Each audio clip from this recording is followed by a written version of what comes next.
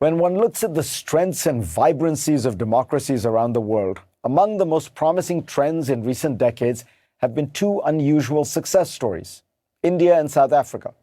Both have managed to forge diverse democracies despite huge obstacles. For India, it's widespread poverty. For South Africa, the horrible legacy of apartheid. Both countries have managed to do this through the leadership of towering founding fathers like Nelson Mandela and Jawaharlal Nehru, men who inspired admiration not just in their own countries, but all over the world. So it's been startling and disappointing to see in both countries a rising degree of illiberalism. In South Africa, political parties have begun to ramp up rhetoric against migrants, blaming them for everything from the country's widespread unemployment to crime. Whether the politicians are igniting these attitudes or reflecting them is unclear, but xenophobia is clearly on the rise. As The Economist notes, vigilante groups like Operation Dudula, or Pushback in Zulu, march on townships, demonstrating against illegal immigration. These kinds of marches have led to violent attacks in the past. A Zimbabwean migrant was burnt alive by a mob when he was unable to produce documents proving his legal status in the country. As The Economist notes, more than 120,000 people have been displaced and more than 600 have been killed in violent attacks on migrants since 1994, and most have occurred in the past 10 years. Nearly half of South Africans polled in 2020 said they found migrants dishonest and violent.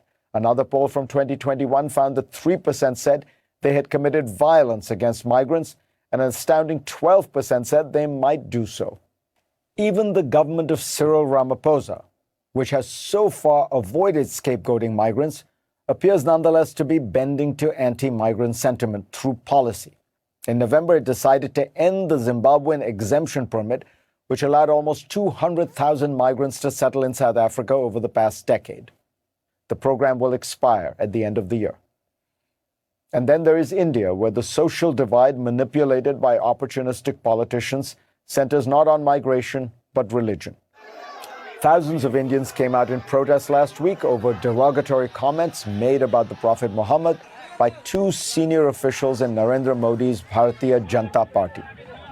Muslims in Modi's India have long faced vigilante violence from mobs, often provoked by the divisive rhetoric of BJP politicians, as organizations like Human Rights Watch have noted in the past.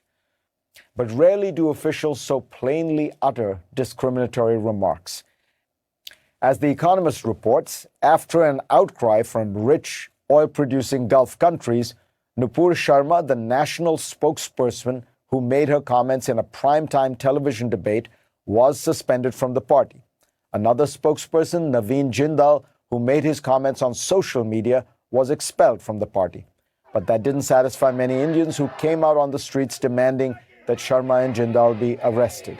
Videos have circulated on social media of violent unrest, including some of protesters being beaten by police with sticks. And most shocking of all, authorities in the state of Uttar Pradesh have bulldozed the homes of Muslim activists suspected of participating in the protests. One official in the state tweeted a photo of a demolition last Saturday, which took place after Friday protests, and wrote, "Unruly elements remember, every Friday is followed by a Saturday." It appeared to be a veiled reference to Islam's Friday prayers. Amnesty International said in a statement released Tuesday that the government of India is selectively and viciously cracking down on Muslims who dare to speak up and peacefully express their dissent against discrimination.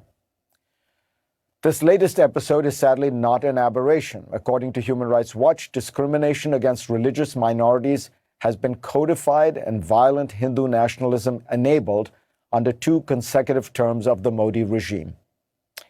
What we're seeing in both India and South Africa is politicians choosing to scapegoat and divide rather than unify.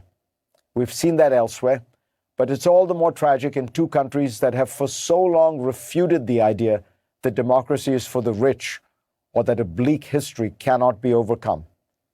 It's a sad reminder that we are living in troubled times for democracy. Thanks to all of you for being part of my program this week. I will see you next week.